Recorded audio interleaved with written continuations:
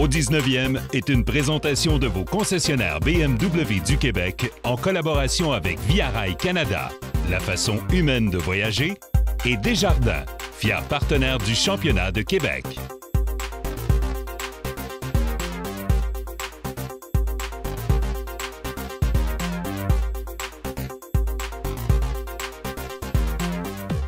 Mesdames, Messieurs, bonjour, ici Michel Lacroix qui vous souhaite la bienvenue à l'émission Au 19e.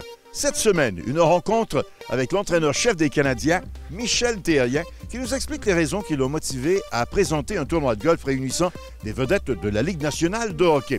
On vous propose aussi un voyage en train dans les Maritimes, destination l'île du Prince-Édouard, où on retrouve des parcours d'une très grande qualité. Rencontre également avec le gardien des Maple Leafs de Toronto, Jonathan Bernier, sans oublier bien sûr toutes nos autres chroniques. L'entraîneur-chef du Canadien de Montréal, Michel Therrien, redonne à la communauté en prêtant son nom à un tournoi de golf qui sert de levée de fonds pour la Fondation des Canadiens. J'ai toujours voulu redonner à la communauté. Le hockey était bon pour moi. Et je pense qu'avec le titre que j'ai d'entraîneur du Canadien, créer un événement comme ça avec des commanditaires majeurs, on va essayer de ramasser le plus d'argent possible pour la Fondation du Canadien pour l'enfance. Et cet argent-là va servir à équiper des jeunes joueurs de hockey de l'âge d'environ 10, 11, 12 ans, des familles un peu en difficulté. On sait tous comment ça peut être dispendieux équiper des jeunes au hockey de nos jours. Donc, c'est important pour moi de redonner à la communauté au Québec.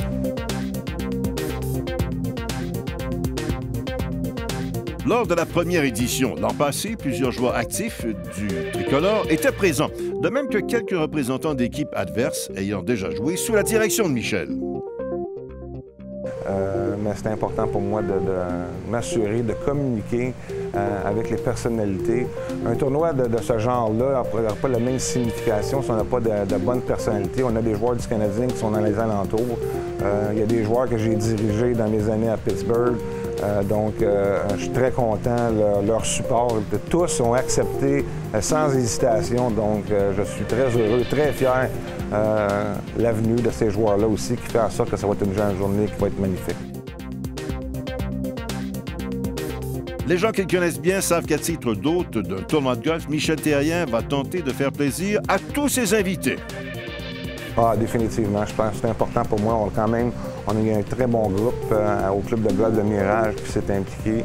Je vais être l'entraîneur, je vais être le host, comme tu le dis. Je ne serai pas trop le golfeur aujourd'hui. Je vais essayer de passer le plus de temps possible avec les gens. Je pense que c'est important.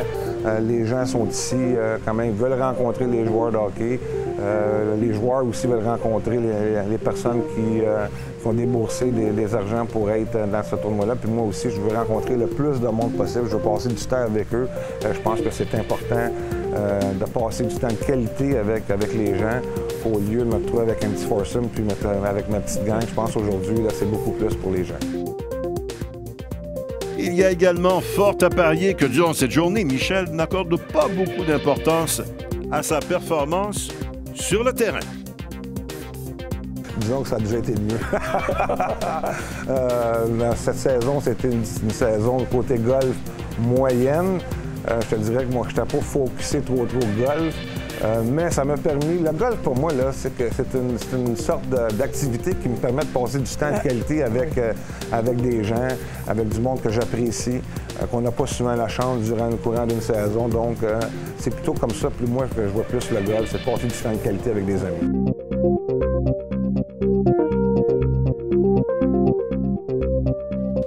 Une question piège quand même assez difficile cette semaine. 4 joueurs seulement ont remporté au moins une victoire sur 6 continents différents. Il s'agit de Gary Player, David Graham et Hale Irwin. La question, quelle est l'identité du 4e joueur à avoir réalisé cet exploit? Voici les choix de réponse. A. Jack Nicklaus. B. Tiger Woods. C. Bernard Langer. La réponse dans quelques instants.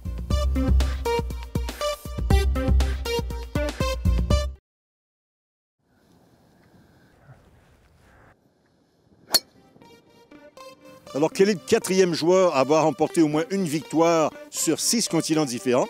La réponse, l'Allemand Bernard Langer, qui a notamment remporté le tournoi des maîtres à 2 occasions.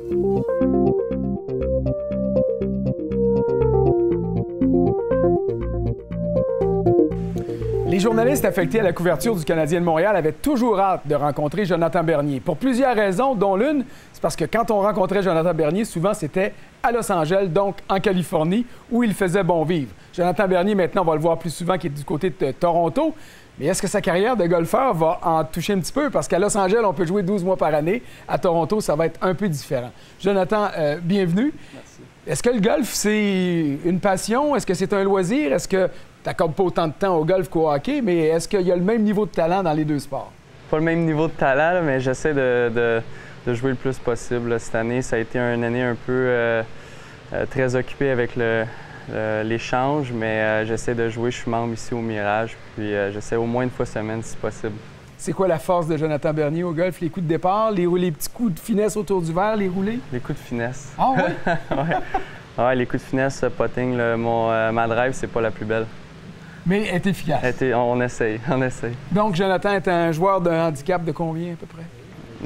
Ici, mes meilleurs games, peut-être 85 environ. Je me tiens en 85-90. Je l'ai dit tantôt, l'arrivée dans la Ligue nationale s'est faite du côté de Los Angeles. Qui dit Los Angeles dit vedettariat, stardom, mais aussi un temps qui est propice au golf. Est-ce que tu as joué beaucoup là-bas? Puis dans tes coéquipiers, il y en avait qui étaient bons? Oui, il y en avait beaucoup qui jouaient quasiment une fois semaine pendant la saison. Moi, malheureusement, j'ai pas amené mon sac de golf là-bas. J'essaie de garder ça un peu pour l'été, puis décompresser pendant l'été. Y avait-tu des règles d'équipe? Est-ce que les joueurs pouvaient y aller comme ils voulaient? Parce qu'il peut avoir quand même des conséquences, passer 4 heures au soleil, une journée de match, où les joueurs s'autodisciplinaient? Non, ils s'autodisciplinaient. Puis on avait un bon deal au Trump, qui est un des plus beaux golfs en Californie, sur le bord de l'océan. Donc, les gars essaient d'en profiter le plus possible. Jonathan, tu nous as parlé du Trump, qui est un magnifique terrain de la Californie. Je me transforme en magicien, puis je te donne l'occasion de te retrouver n'importe où sur la Terre, sur n'importe quel terrain de tes rêves, avec un quatuor de rêve. Donc, qui seraient tes partenaires de jeu et à quel endroit je vous envoie? Effectivement, ça serait le Trump. C'est un des plus beaux terrains que j'ai joué. Très difficile, mais la vue est incroyable sur le bord de l'eau. Ce serait avec mon frère, mon père, puis mon meilleur ami, Francis. Bon, ton frère, ton père, ton ami Francis, ça c'est facile. Peut-être les amener ici au Mirage, ça serait plus simple que le Trump, mais d'une façon ou d'une autre. J'ai pas dit que je paierais la ronde, par exemple. J'ai dit que je vous envoie, mais c'est peut-être pas toute dépense payée. Bon. Merci beaucoup, Jonathan. Bonne saison.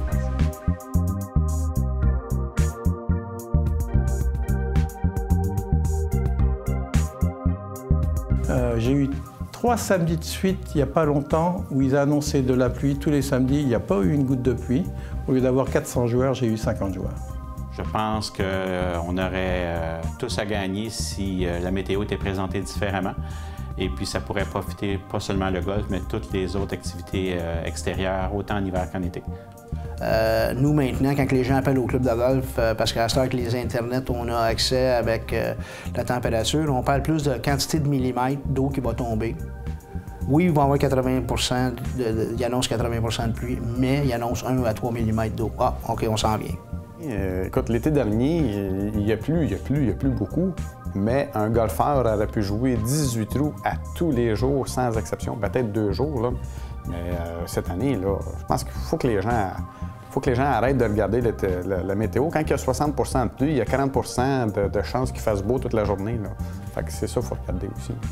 Vous vérifiez la température le matin en vous levant. Et si vous avez un équipement qui est adéquat pour la température, la pluie, aujourd'hui, il existe des gants de pluie, des mitaines, des tucs, des habits de pluie. Alors, je pense que si vous êtes bien équipé, il ne devrait pas avoir de problème. C'est sûr que dans les cas extrêmes, non, mais je pense qu'au Québec, il faut s'attendre à ça. Il faut être équipé, puis il faut jouer dans des mauvaises conditions. Absolument. Même s'il annonce de la pluie, rendez-vous sur le parcours. Il y a de fortes chances qu'il ne pleuve pas. Allez-y, amusez-vous. Ça peut être même amusant de jouer sous un petit grésil de pluie. Oui, le bulletin météo, il annonce 40 de chances de pluie, mais 60 qu'il fasse beau. On pourrait peut-être mettre le 60 qui fait beau. Au terrain d'exercice, vous est présenté par TaylorMade. Quand une balle est collée au semi-rough, aux abords du verre, on est dans une position délicate. Et bizarrement, mieux est entretenu le parcours, plus difficile sera le coup. En fait, celui-ci ne s'analyse pas comme un chip ni comme un pot. Il convient de le traiter comme un mélange des deux. Comme première piste de solution, je vous conseillerais d'y aller avec la pointe du poteur. Pour décoller la balle du rough qui entoure le verre, il faut en premier modifier de la façon dont on tient le poteur. Il faut faire en sorte d'orienter le bout du fer droit à l'endroit où on veut frapper la balle, c'est-à-dire sur son équateur. Le coup doit être court, net et précis, comme un coup de marteau frappé en plein centre de la balle. Vous verrez que l'herbe arrière ne nuira pas et c'est là la raison de l'utilité de ce coup. La balle va sauter un petit peu, puis très bien rouler au green grâce à l'effet topspin qui l'anime. La deuxième solution peut être la lame du wedge.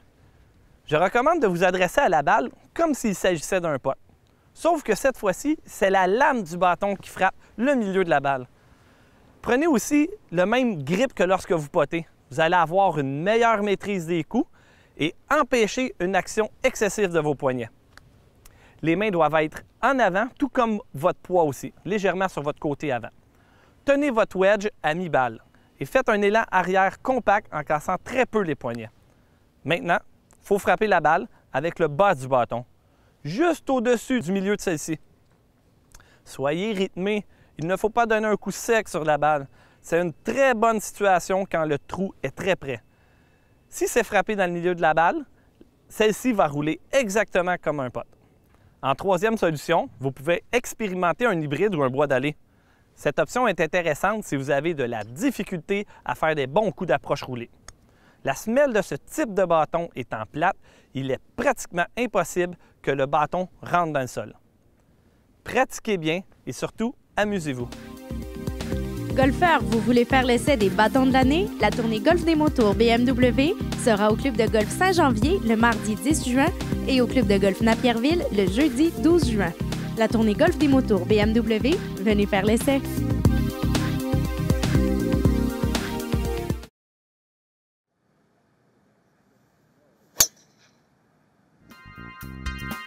L'anecdote de la semaine, une présentation de Desjardins, fier présentateur du championnat de Québec.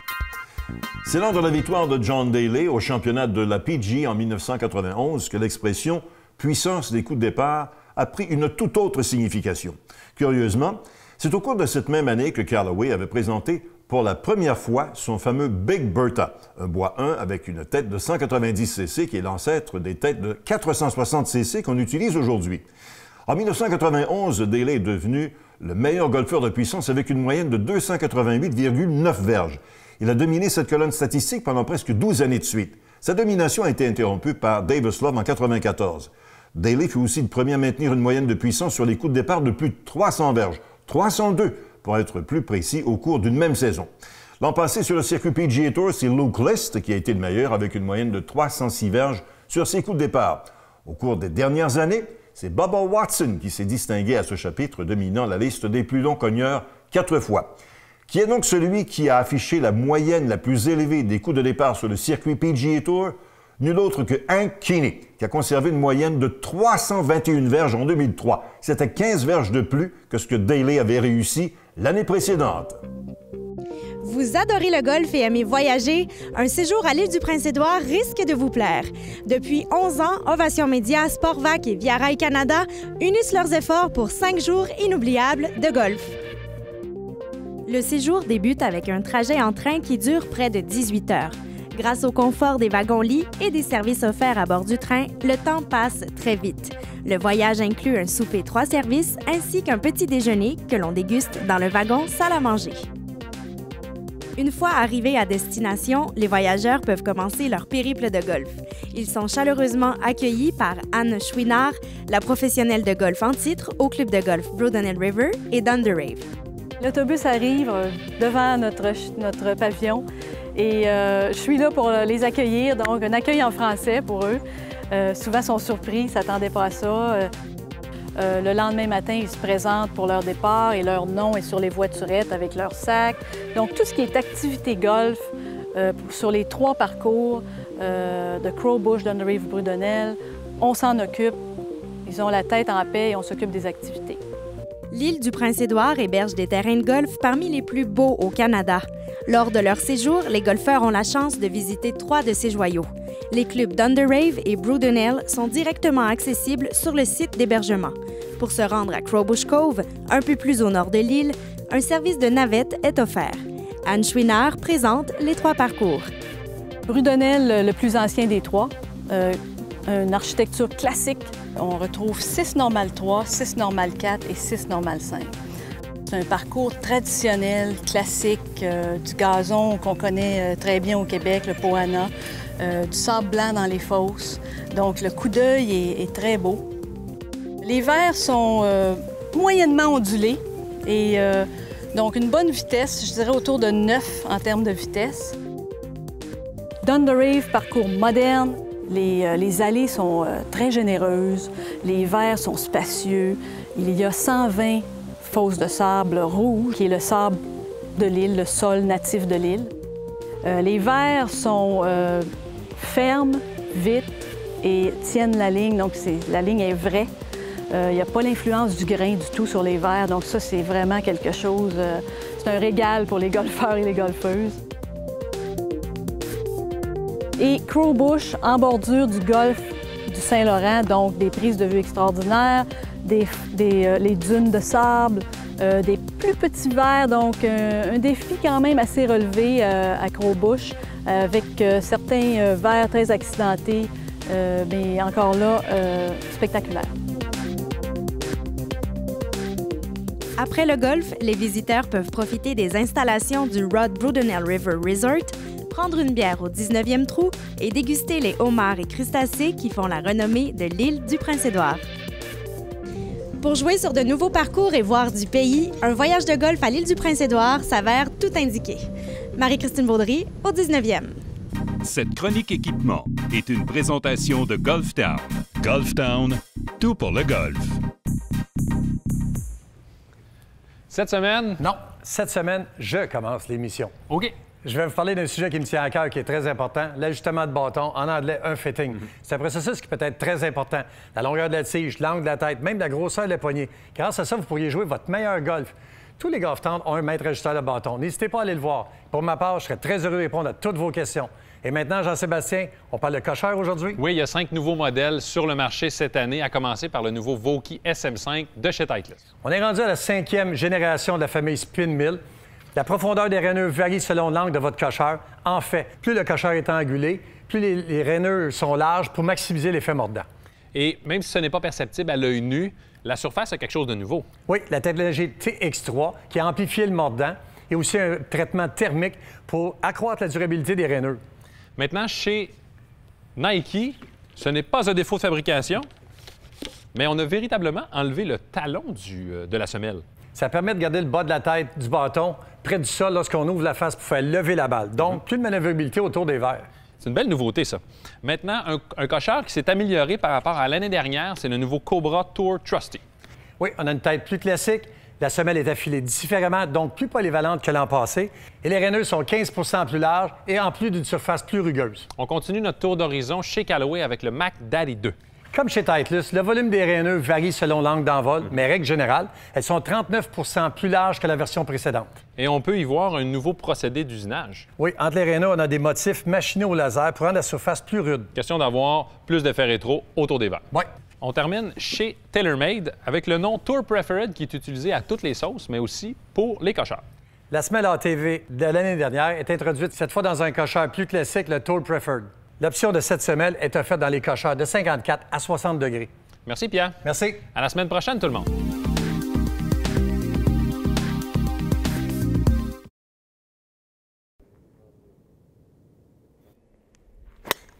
Le tout premier parcours de golf de 12 trous du Québec a ouvert ses portes le 20 mai dernier au parcours du Cerf à Longueuil. Nous l'avons visité en compagnie de son directeur général, Bernard Vaillancourt.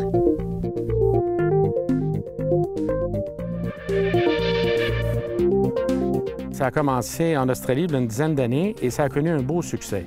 Alors, il n'y en a pas une tonne. Hein? Au Canada, là, nous, on est le deuxième. Il y en a un en Ontario, il y en a un ici au Québec. Nous, on est le premier. Le principal ambassadeur de ça, c'est Jack Nicklaus. Alors, ce que je trouve intéressant, c'est qu'une personne qui a construit les plus longs parcours au monde en vient m'en aller à la conclusion de dire, compte tenu qu'on perd des adeptes à chaque année, les gens jouent moins, les gens ont moins de temps. Plusieurs sports se sont adaptés et le golf a fait très peu d'adaptation à son sport. Alors, dans le fond, le 12 trous C'est le même loisir, c'est le même terrain de qualité. Nous, ici à Longueuil, on est en agrostide. Alors, c'est la même qualité d'installation, c'est la même qualité de parcours, mais écourtée. Alors ici, le 12 trous va être une normale 44, 6 par 3, 4 normales 4, 2 normales 5. Alors, le golfeur et la golfeuse vont pouvoir utiliser tous leurs bâtons. Il y a des résidences de prestige, il y a des arbres, il y a des plans d'eau. On a quand même 5 trous sur 12 qui ont des plans d'eau. Et encore une fois, qui va permettre aux gens vraiment d'avoir un défi. Il y en a pour tous les goûts. Il ne sera pas trop long, 2500 à 3400 verges au total. Alors, on est parti d'un 9 trous qui s'appelle le deuxième 9 du Fan à l'origine. Il s'appelait comme ça à tout le moins. Et on a reconfiguré les choses pour arriver à 12 trous. Alors, je pense que c'est le temps d'aller vous montrer, évidemment, les travaux qui ont amené à ce résultat-là. C'est le trou numéro 1 du parcours actuel. L'ancienne normale 5, si vous voulez, du parcours Fan. C'était le 10 du Fan, normale 5 d'environ 520 verges, qui a été converti en par 4. Alors, on a construit un verre, juste dans le détour là-bas après la courbe, on a construit un verre pour en faire une normale 4 de 370 verges. Et par la suite, nous avons conservé le verre tel qu'il existait pour ajouter les terres de départ et faire une normale 3. Nous sommes actuellement sur le tertre de départ du numéro 5, qui est un tout nouveau trou, une normale 3, qui va varier de 100 à 126 verges. On a voulu ici conserver les arbres existants pour bien ceinturer le trou. On a ajouté une trappe pour le coefficient de difficulté, mais pas trop non plus. On n'est plus à l'ère de faire des terrains de 5200, 5300 verges où on acte sur la compétition. Les gens, maintenant, qu'est-ce qu'ils veulent? Ils veulent avoir une tarification abordable, un environnement de qualité, un environnement aussi qui respecte l'environnement. Alors ça, c'est important, d'être éco-responsable, ce qui est le cas du parcours du cerf de Longueuil. Et évidemment, d'avoir du plaisir. Alors, le côté ludique, c'est de ramener le plaisir. Venez vous amuser, apprécier, puis vous passez 3 heures et moins. Et par la suite, ça vous fait plus de temps entre amis et en famille. Alors voilà en quoi on se distingue avec notre nouvelle offre. Pour essayer cette toute nouvelle formule de jeu, on se donne rendez-vous cet été au Parcours du Cerf, à quelques minutes de Montréal. Marie-Christine Baudry, au 19e. Ben voilà qui met un terme à l'émission cette semaine. La semaine prochaine, une rencontre avec Lars Eller des Canadiens de Montréal, un excellent golfeur. Un reportage également sur une professionnelle de réputation internationale, Anne Schwidar, une fille de chez nous. Et je vous invite également à visiter les ateliers de mise au point de Cobra à Montréal. On se retrouve la semaine prochaine pour une autre émission au 19e, là où se racontent effectivement les meilleures histoires de golf.